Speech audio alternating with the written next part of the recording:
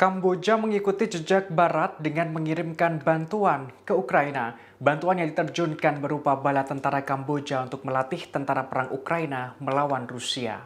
Dikutip dari tribunnews.com, Perdana Menteri Kamboja Hun Sen memberikan penjelasan. Ia telah setuju untuk mengirimkan pasukan militer khusus ke kawasan perang Ukraina dan Rusia.